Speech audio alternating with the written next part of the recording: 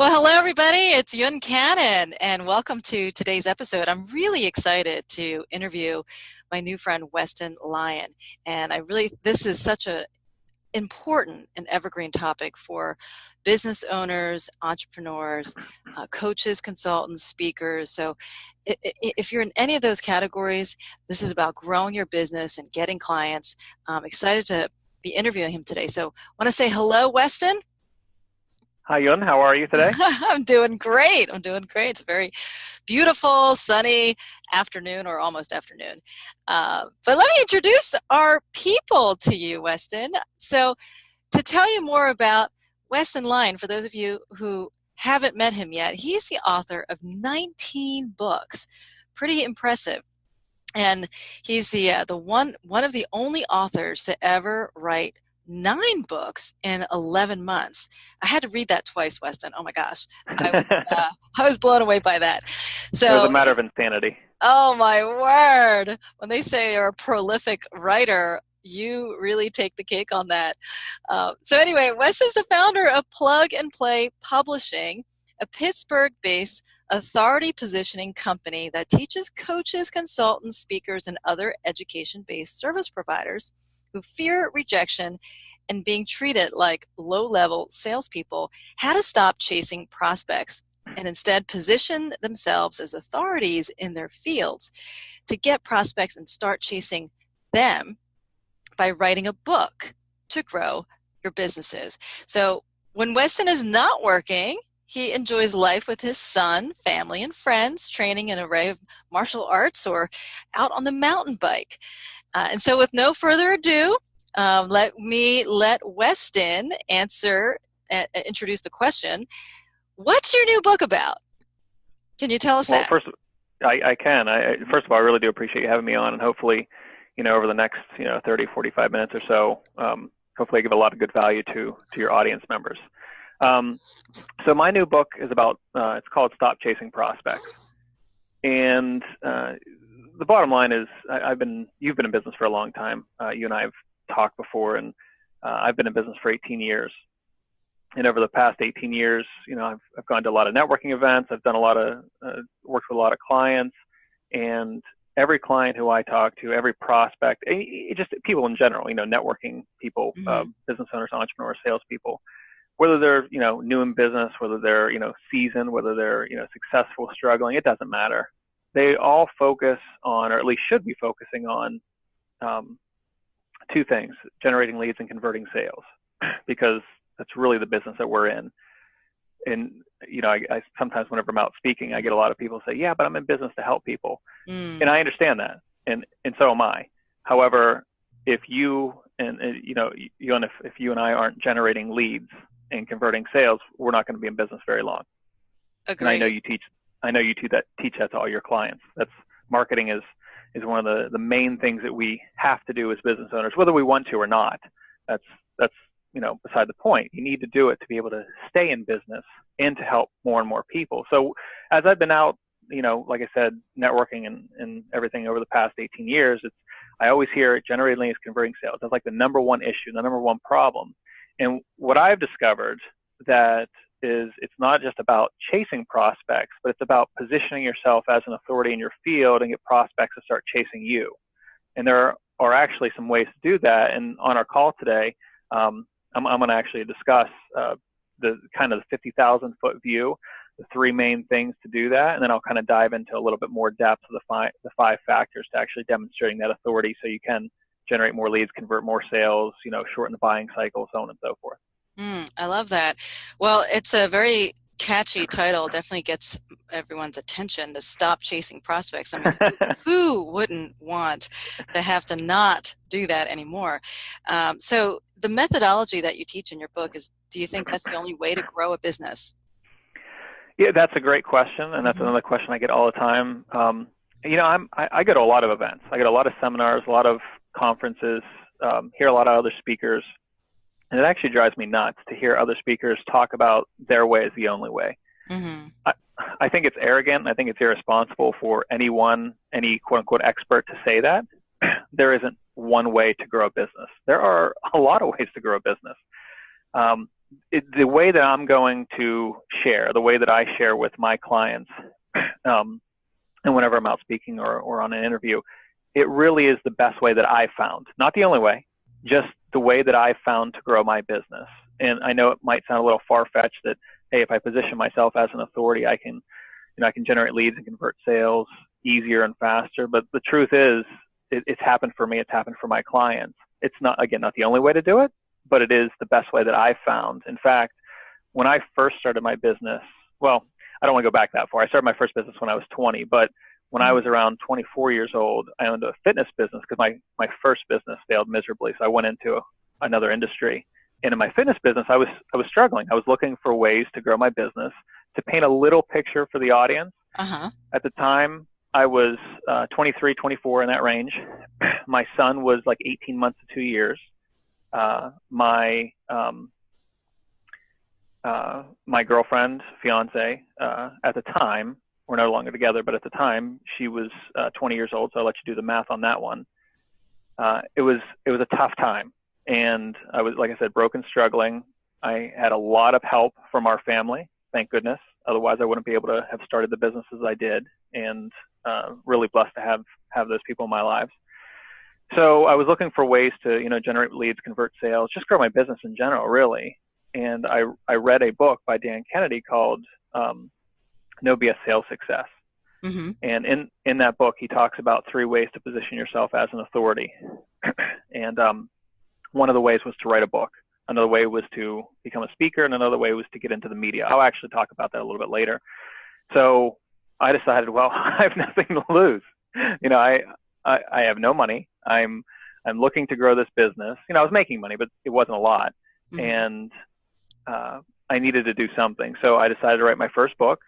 I decided to go out and become a speaker, and I decided to get into the media, which I'll talk a little bit later. It's the most finicky of the 3 to actually do and be successful at. But I did all of them. I did all 3 of those. Within 12 to 18 months, my business literally skyrocketed. I was able to bring on more leads. I was able to bring on more referrals. It was just an easier business model for me. I was able to go out and get speaking engagements. Whenever I brought on a prospect, I was able to convert them at a higher rate. And I actually, it wasn't my intention, but I actually was able to get my first commercial client in the fitness industry as well, which wasn't my intention, but I was able to close, instead of a few $100s a month, right, a few $1,000s a month. So, like I said, just out of curiosity, what was in your fitness business back then?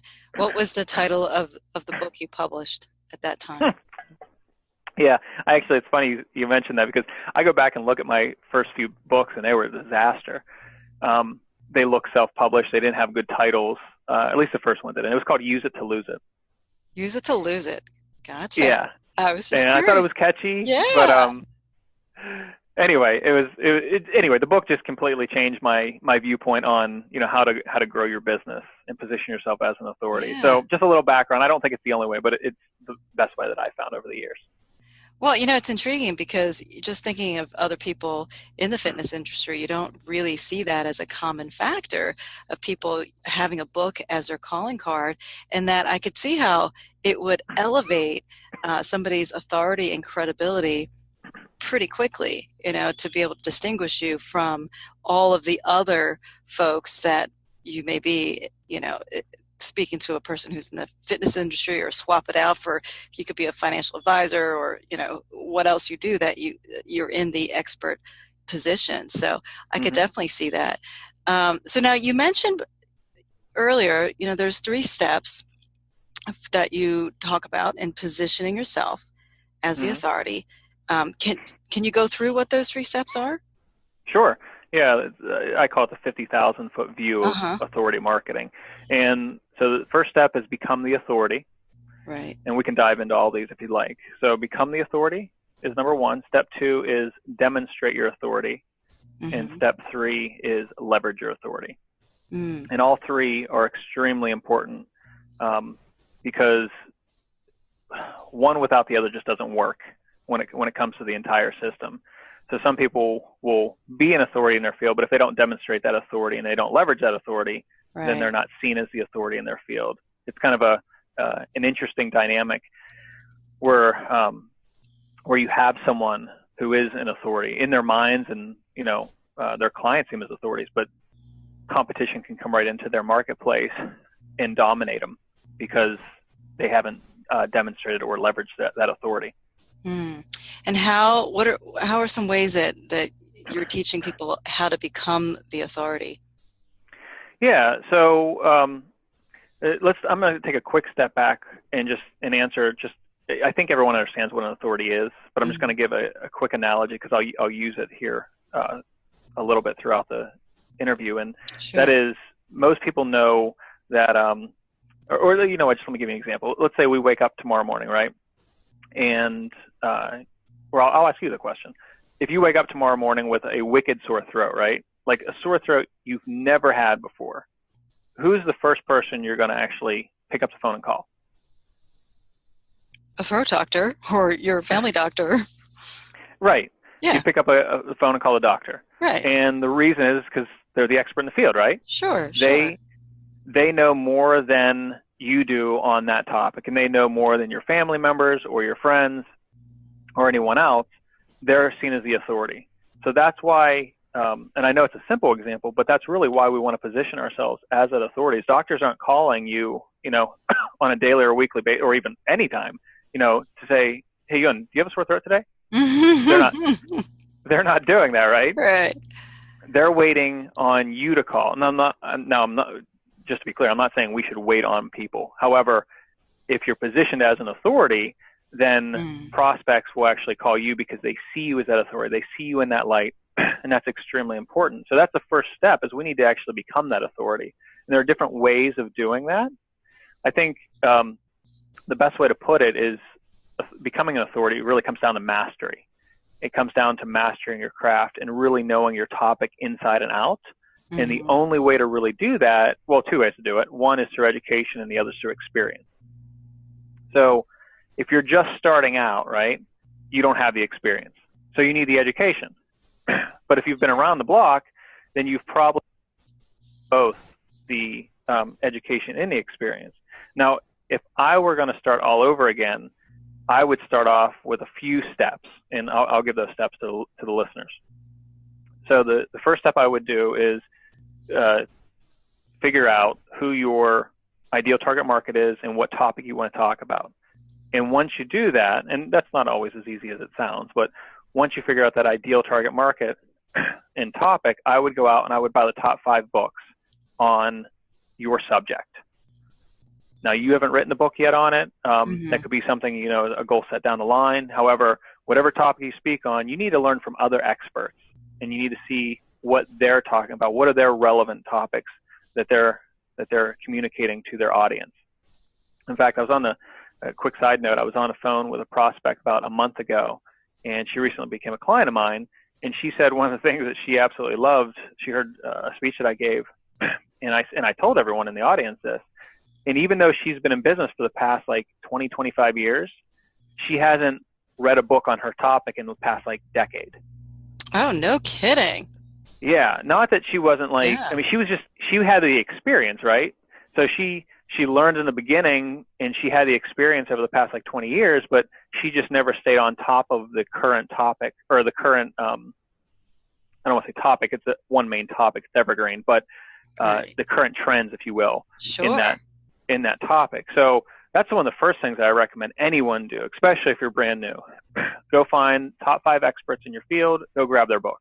The second thing I recommend you do, it could be the same experts or it could be different experts, but I would find either a podcast or a YouTube channel, or I'd go to a live event, or I'd buy someone's audio products or courses or whatever the case may be. But I'd find, 2 or 3 or 4 people in your field. Again, could be the same as the authors. Could be someone different, and I wouldn't overwhelm yourself, but I would find those people on those media sources, and I would learn as much as you possibly can from them. And then the third thing I would do is I would find and seek out your local, or not local, but a trade magazine of your industry or your topic. And or it could be, a relevant blog. It could be anything like that. But the point is to stay up on the trends in your industry. Now, that's the way to become an authority, not become seen as an authority. We'll get to that in a second. But to become an authority, you really do need to have the education and then get the experience behind yourself. Now, the one thing I do just want to point out, because a lot of people, whenever I talk to them about it, they kind of fall into one of three categories. Mm-hmm. And the first category is overwhelm. It's someone who's, and I'm sure you've experienced this with your clients, someone who's brand new, they come to you. You may or may not be able to help them because they might be too green, but they're brand new. So whenever I tell them, hey, go read 5 books, go find YouTube stations or channels and podcasts and start listening to all this stuff, they get so overwhelmed. But the thing I want to point out with people in this category is just realize that mastery takes time. You're not going to be able to do it all at once. And it's an ongoing thing. In fact, you kind of laughed, Yoon, whenever I said the one prospect I was talking to hasn't read a book in her industry in a decade, right? Now, why did you laugh? It just, the thought just surprised me, to say if you've been in your industry that long, that is just so surprising that you've kind of put your head under and not aware of what's going on in your space. So exactly, anyway, I was surprised. Yeah, exactly. Well, it comes down to mastery, right? And mastery takes time. I'm a martial artist, and I've been a martial artist for 15 years. And all the new students always ask me whenever they come to class, well, you've been around for 15 years. Why do you continue to do it? Because I'm mastering I'm mastering the art.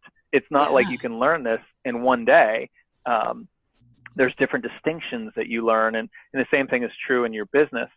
You're always getting better. You're always learning, and even though that someone might be newer than you in that topic, they can still either teach you something new, which is, if you've been around for 20 years, most likely they're not teaching you anything new. But here's the important part: they're reminding you of stuff that you just don't do anymore, and that's just as important, because we once we learn something, we might go on and learn something else, and then learn something else, and then learn something else. We don't. Sometimes, at least, I don't know if you're like this, but I have entrepreneurial ADD. So shiny objects are always calling our names, right? I hear that all the time. Yep, that's a common trait I hear often from clients who complain about the same thing. They're aware. So awareness is good. That people are aware. If you have this shiny object syndrome. Yeah, exactly. So we want to rein ourselves in. So real quick, the second category of people are those who are experts in their field, but they don't feel like they're experts in their field. So the emotion that they typically feel is insecurity. Now, they might not admit that, but whenever I start talking to them, they realize it, that, hey, I am an expert in my field, but why are people going to see me as one? I might have only been in business for 2 or 3 years. Why were my prospects see me as an expert or authority in my field? And I even have, clients and people who I talk to who've been in business. In fact, this one lady who I'm blessed to work with, she's been in business for longer than I have, and she's definitely an expert in her field. She has a lot of clients. She has repeat clients. She's been out and she's done a lot of different things in her career, but she doesn't feel like she's that authority, and that's a little harder. If you fall into that category, that comes down to a mindset issue. And in my book, Stop Chasing Prospects, I actually go over that. I call it the authority mindset. And just so everyone knows who's listening, everyone's going to get a digital download. We'll talk about that later, but everyone's going to get a copy of my book, because I didn't mention this at first, but you and I have a lot of years of experience, and over the past 18 years, over a 30-minute or a 60-minute interview, there's no way I can give every single piece of information and fit it into that time frame. So I want everyone to have the book, and that way they can, if I reference anything that's in the book, I'm not trying to be like, not trying to sell you on it. You're going to get it for free. That's all. I'm just pointing that out. Yeah, I'm excited. I'm excited to introduce that, where they can do that at the end of our interview. I think that's tremendous, and thank you for offering that, Weston. That's not a common thing. So, well, you're welcome. Like I said, I hate when you go to a presentation and someone goes, "Oh, here are 10 steps, but you're only going to get the first 3 because the rest are in my book." I hate that. I understand if you don't have time to Yeah, do it, but yeah, I hear that's you. why I want to give everyone it. Oh, good, So anyway, good. That's tremendous. So you're talking about the second group of becoming an authority, the person who says, mhm. I am the expert, but they don't feel that they are.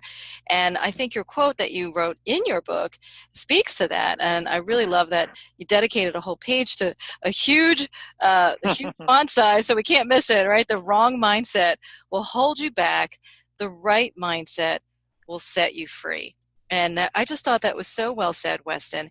And I think people can really resonate with that. You know, for those of you who are in that category and you know who you are, if you feel like, wow, you know, you've got this tremendous talent and you've got these superpowers, but yet, you know, it's kind of you're trying to unlock it. And I think what you've just said right there, it just hits it on, you know, hits the nail on the head with you've got to have the right mindset to set you free from that.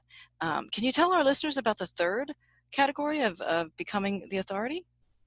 Yeah, and that category are people who know they're the experts. And Yeah. I touched on it briefly. They know they're the experts. They have complete confidence in themselves. However, they're not seen as the expert.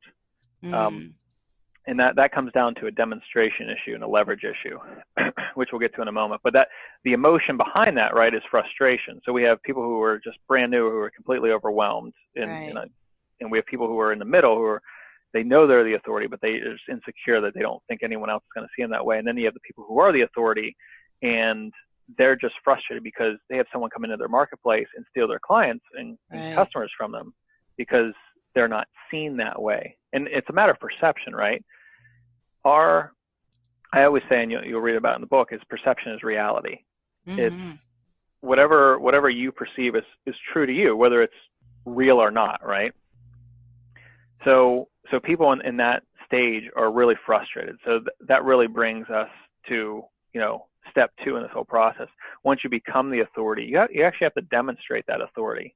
And there are 5 factors, excuse me, to demonstrate that authority. And again, I can't go over all of them just because of timing, but I'll give all 5 right now, and then I'll go over a few in depth if you'd like. Mm-hmm. Yeah, that'd be great. Sure. Yeah. Tell us about the So 5 steps. what's that? Tell us about the 5 steps or the 5 factors you're talking about to Yeah, the 5 demonstrate your factors. authority. Uh-huh. So the 5 factors are, number 1, it's all about what you say. Mm-hmm. And I'll dive into that in a moment. Number 2 is how you say what you say. Number 3 is where you say what you say.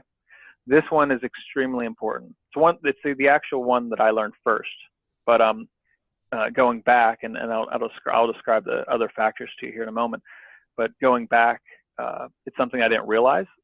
I did, but I learned it better over time. So we'll come back to what to say and how to say it, and then where to say it. Mm-hmm. And then the 4th factor is how people see you. And the 5th factor is what others say about you. Mm. Now, believe it or not, all 5 factors, what you say, how you say it, where you say it, how others see you, and what they say about you, all 5 factors are actually in your control. The one factor that people don't think is in your control is how other people or what other people say about you. Uh-huh. But there are aspects to that are actually in your control, and I talk about that in the book.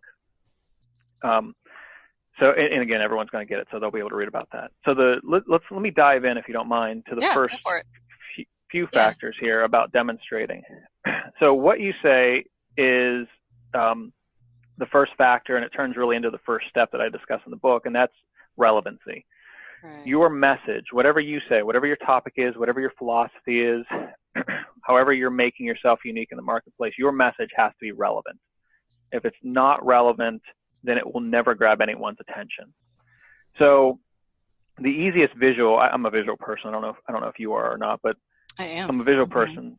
So, okay, well, perfect. Well, then you'll understand this. So a magazine, right? You've flipped through a magazine before. Sure. When you flip through a magazine, now you're a marketer, so you might be weird like me. So you don't only read articles, you might read ads too. Yeah, believe it or not. Yeah. I know, I believe it. I do it all the time because I'm looking for that edge, right? I'm looking for that, hey, what did they say there? Sure. Yeah, so when you flip through a magazine, let me ask you this, Yoon. Do you read, whether it's an article or an ad, do you read every single article or ad? No. Right. I don't. No one does. Or rarely people do. I actually had one lady, a speech I gave last week, talk about that. She goes, I read every single article in this one magazine I get. So then I went off on a tangent with her, and I said, okay, why do you read every single article or ad in this one magazine? She goes, because everything is relevant to me in that book or in that magazine. Ah. And I said, there you go. Most Yeah. people, not everything's relevant, right? Yeah. Yeah. But she hit the nail right on the head. If the article or ad, if the message isn't relevant, it'll never grab someone's attention. So it must be relevant first and foremost. So a quick example is, like I mentioned earlier, I'm a mountain biker, I'm a martial artist. So on my YouTube feed, I love YouTube. I don't really use a lot of social media, but YouTube is the one thing I do use a lot of. I watch a lot of videos. If you look through my YouTube feed, the first thing you would find is Bob Ross. I watch Bob Ross. I don't know. Do you know who Bob Ross is by chance? I don't. Yeah. Okay. Bob Ross is this painter who was back in the 1980s, early 1990s. He was on TV and he had this special technique of painting. A lot of people, some people know who he is, and the people who do are like huge fans of his. Anyway, he's been like the best stress reducer I've ever had watching his videos before bed, because like he has a really soothing voice and he's sitting there painting nice, pretty pictures. Anyway, you'll see Bob Ross, and then you'll see on the opposite side, you'll see Tony Robbins. Oh, you got the polar opposites.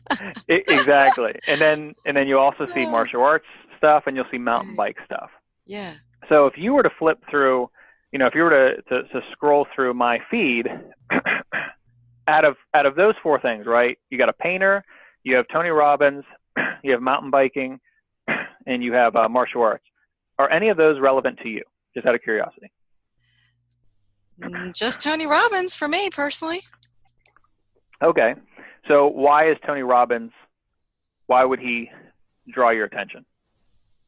Well, his platform and his work would be related to my work, but I'm not a mountain biker and I'm not a painter. So those two channels would not be relevant to me. Exactly. Right. So, and same thing with yours. If I took your phone and I scrolled through your YouTube feed, right? You would have, and we don't have to go over what's in your YouTube feed, but if I scrolled through yours, I might find one or two things that are relevant to me. The rest wouldn't even come up on my radar. Yeah. And that's why the first factor, what you say, must be relevant. But here's the thing, relevancy only takes you so far, because even though I have, Tony Robbins videos or mountain bike videos or whatever, if I see a video and I go, oh, what's this? And I look at it and it's relevant to me, I'll take a look at it, right? It grabs my attention. However, will I watch the entire video? That comes down to the second factor, how you say it. And how you say it must be unique and or interesting.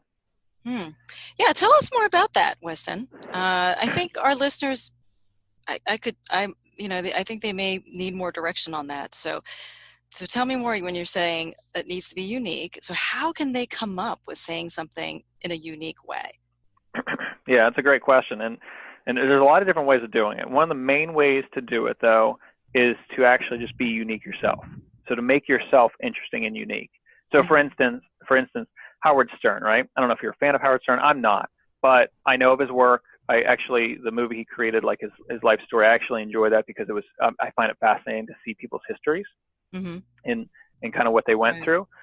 But Howard Stern, I don't think is the funniest guy on earth, but he has millions of people listen to him, right? And why is that? It's because he's unique and interesting. He brings a different viewpoint. He has a different philosophy to how he sees the world. And to some people, it's annoying. And to some people, it's hilarious. So that's what makes him interesting and unique. So by positioning yourself as interesting and unique, not just your message, you can actually make your message more interesting and unique. And of course, there are other ways of doing this. So let me give you another quick example. So for instance, I'm a fan of Dave Ramsey. And so am I. And oh, are you? Cool. Yeah. So just out of curiosity, what intrigues you about Dave Ramsey? Well, I think Dave just comes across, his whole presence is, he just oozes wisdom. And he Mm-hmm. oozes that he has a genuine care for people, and that you're going to be tapping into a huge wealth of knowledge when it comes to any of his advice. So yeah, I can see how he's got a huge following. What about you? What intrigued you about Dave Ramsey? Yeah, well, I couldn't have said it better myself. I think he's very grounded. Um, I think he gives straightforward advice, which I really like. He doesn't sugarcoat anything. He kind of tells it how it is. And I think there's a fine line sometimes, because you have some people who do that, like, what's that one guy's name? Gary Vaynerchuk? Yeah, that's what his name is. Right. And I think he has good messages, but he's just not my cup of tea in terms of how he delivers it, right? Right. So Yep. some people come across like Dave Ramsey is, like you said, I like the word you use, oozing with wisdom, where like Gary, well, I'm sure he's a great guy, and I do enjoy some of his content. The way he delivers it, his uniqueness is what gets people to listen to him, but it's something that actually turns me off. So that brings me to another point of interesting and unique. It's polarization. We need to be polarizing to our audience. So not only are we drawing a specific audience in, we're also repelling the rest of the audiences away. And I think, to that point, I would just say to our listeners, it's really important to be yourself. If you're not the person, if your personality isn't Gary's personality, then trying to mimic Gary is never going to work. And if you're very low key and you've got that quiet confidence, well, leverage that. If that's your personality, leverage your unique personality. Otherwise, I think if people try to be these other characters, you're going to come off as a caricature and not as yourself. So yeah, that's a great way of saying it. I like that. Yeah, you like that? Yeah, yeah, I do. Oh, good. Well, I'll use that and give you credit for that. And I think this really dovetails to what you said earlier when you talked about becoming an authority. And for people who are in that first bucket, if they don't feel like the expert, they're overwhelmed. And that dovetails to what you just shared about, well, the 5 factors that demonstrate your authority is what you say and being relevant. And those two go so hand in hand, because if you're overwhelmed, the way to reduce overwhelm is to niche it. Either niche it to an audience or niche it to a very narrow sliver within the umbrella of whatever topic you are. So if you're in a financial space, that's an umbrella of a topic, but you take a sliver and now you can make your topics that much more relevant. And if you can do both, that's even better, with your niche and your niching your audience and niching your topic. That's even better.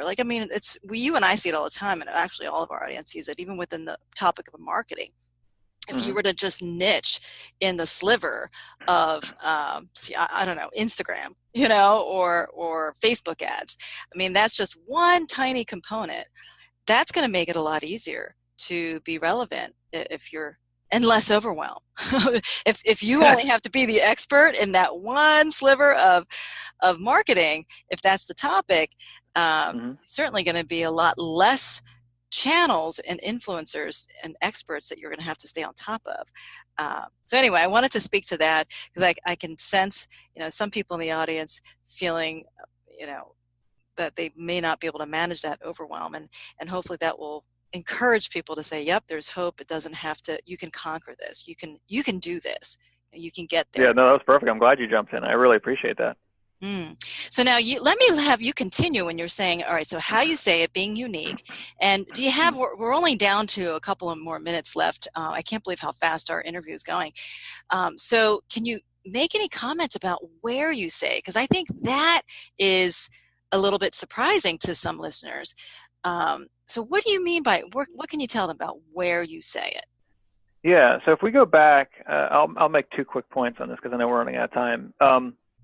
2 quick points are there are 3 places, I should say, that you should look at positioning your message. And it really is important, and I'll talk about that. So it goes back to the book I read about Dan Kennedy, and that was the first thing I learned, were actually the places. He said there's 3 ways to position yourself as an authority. And while I think that's true, it's really about where. So it really your message needs to be relevant first, then it needs to be unique and interesting. And then you need to place it in the right spot. And that's becoming an author, speaker, and getting into the media. So if we can do that, then we position ourselves by demonstrating our authority. So for instance, there's different ways of becoming an author. You can write a book, you could write articles, or you can write a blog, as 3 quick examples.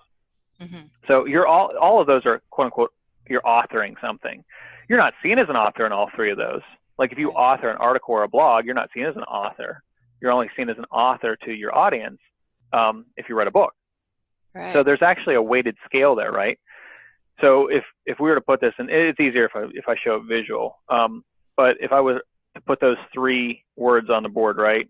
Book, article, and blog, how do you actually weight those in the minds of your prospects? Because everything's based on perception. Well, if we were to look at them, a blog is the easiest thing to create out of those 3, right? So a blog is the least positioned out of the 3. An article is the second hardest to write, the longer. It's typically longer. It takes a little bit more finesse, typically when you write articles and you send them out, you have to be a better writer, or you have to have a great editor. That's what I always recommend. I have editors on my team. Even when I write a book, I don't write. I mean, I write well, but I don't.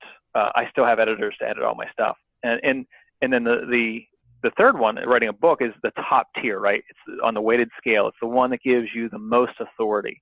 So if I were to recommend any of them, it would be to write a book. But that doesn't mean that's where you have to start.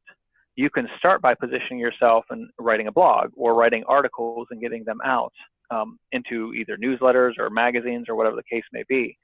So that's the quote unquote, the author part or the writing part is one place to position yourself as an authority. And if we can get those out, if we can write a blog, if we can write an article, if we can write a book, then we can demonstrate that authority. And then speaking's the same way. We can speak to live audiences. We can do interviews like I'm doing right now. We can speak on a webinar. We can do it on a video, whatever the case may be. By demonstrating your authority in those places, you are able to position yourself as that authority, as that expert. You're able to get people to see you in such a light. Does that make sense? Absolutely. And I think that should also encourage our listeners to have less overwhelm, because there are so many ways that you could market your business to do lead generation. And really, but if you're the expert, if you're a coach, consultant, speaker, any type of an expert advisor, that platform, being an expert, that the easiest way to market and lead generate is some form of speaking and writing. Because you've got to share your expertise, share your message, Absolutely. your unique perspective, your insights, and that it really all boils down to that. Because if you're thinking about, all right, shiny object syndrome, if you're thinking about, okay, we have these plans, maybe the magic ticket is social media, maybe the magic ticket is this and that and that. Well, really, everything stems from speaking and writing, and the other mediums are simply carriers to promote whatever it is you shared in the form of speaking or in the form of writing. So promoting that book, or snippets of that book, or sharing an interview from an excerpt from that book. So all of the social media and the other shiny objects, the pay-per-click could be going to your book or your speaking media piece. And so hopefully that will reframe some context as far as a marketing plan to help our listeners feel less overwhelmed with where you should be spending your time, especially if you're in that expert space of being seen as the authority. And I know for my clients who aren't really even in the advisor type space, but they might be in an industry like trade, where they're doing bids, and it could be pretty high ticket items like $500,000, $1-2 million deals. I mean, really, it applies to these guys too, because if they can speak or write on, all of the nuances of their industry, they're going to be seen as the clear go-to expert, the trusted expert, as opposed to, another company that doesn't have any visibility. They didn't publish anything. They don't speak on anything. They don't write on anything. They just do a request for proposal and say, here's the number. You're 100% correct. Yeah. In fact, you're getting ahead of me because you're a marketer. So I should assume this whenever you and I talk, which I love our conversations. It's you're actually a step ahead of me. So to demonstrate your authority, we use those 5 factors, right? However, once you've demonstrated your authority by writing a book, by writing a blog, an article, by becoming a speaker, or whatever the case may be, you then have to leverage that, i.e. market it. You actually have to get it out to your audience. And you kind of already spoke to that. A quick story is one of my referral partners, he's a web designer, and I met him when he was 18 years old. He came to I used to run a marketing meeting that I would teach for a few hours every month. And he came to the event when he was 18 years old. He's like 22, 23 now. So we've known each other for a while. We mountain bike together. We refer business back and forth. Anyway, he got very lucky in the first part of his career with getting into the media. And I mentioned earlier that the media is like the hardest one out of those 3, become an author, speaker, and get into the media. The media is the most finicky of them all. You can actually manufacture your authority by becoming an author and a speaker. Harder to manufacture your authority getting into the media. There are ways of doing it. But anyway, he got onto the front cover of a Pittsburgh magazine, literally when he was 18 years old.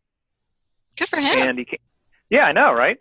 So I was all excited to meet him, and which I really, I was genuinely excited to meet him. So he got to the meeting. He brought the city paper, and he was showing it around, and I was really excited for him because it's not easy to do that. And it's funny, he'll tell you if you ever talk to him, he'll actually tell you the story about it, how he actually fell into it. It was complete luck, but he'll take complete credit for it. I said, how are you leveraging that? And he was like, deer in the headlights kind of look. Leveraging, right? Yeah. What do you mean? What do you mean by that? And it kind of goes to the media is a good example of this. Whenever someone's on TV, for example, or on the radio, they think that, I'm on TV, and they think they're going to get all these phone calls from all these prospects. That rarely happens. Now, if you're on like Oprah or Ellen DeGeneres or somewhere like that, those are different platforms. Those are high-level platforms that you can certainly get phone calls.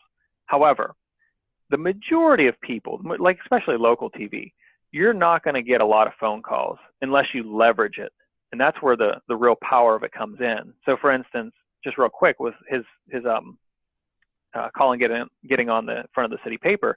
How are you leveraging that? Well, he wasn't leveraging it. So an easy way to leverage it, right, is to put the image in all your emails, an image of your book, an image of you on TV, an image of you somewhere. I know you're actually, I love your signature that you have. It's eye-catching. It shows different, no, it doesn't show everything because you don't want to bombard people, but you do establish authority with your signature. Same thing with Colin. I told him, well, the first thing you want to do immediately, get that on your email signature. Make sure that they know that you're on the front of the city paper. Put that on your website. There's different ways of doing it. Those are all leveraging tools to leverage your authority, because just because you demonstrate your authority, just because you write a book, just because you are a speaker, just because you've been in the media on TV or on the radio, doesn't mean that people are seeing that. So you actually have to self-promote and leverage your authority, not just demonstrate it. Does that make sense? I think absolutely, and I think that's great that you've been able to share that with our listeners, because I do find that lots of folks, their mindset is really just focused on becoming the authority and demonstrating, and then they kind of hit a brick wall and get very frustrated and just have a negative reaction to why isn't this working? And it's because they're missing the third piece. They didn't leverage that authority. And so I think if you go in with the right expectations, you're going to have a much better positive result and outcome. You've shared so many great things, Weston, and I just want to see if I can, summarize some of the takeaways for our listeners, because you've shared so many golden nuggets. But I know your new book, it's called Stop, chasing prospects. It's a simple 5-step formula to help you quickly establish trust, confidence, and a powerful authority position so prospects chase you. Love it. We're going to tell you in just a second, or at least Weston's going to tell you in just a second where to get it, the free digital download. But we talked about the importance of becoming the authority, and some of you might be in the overwhelmed stage, or insecure or frustrated, and the book is going to go deeper into helping you overcome that.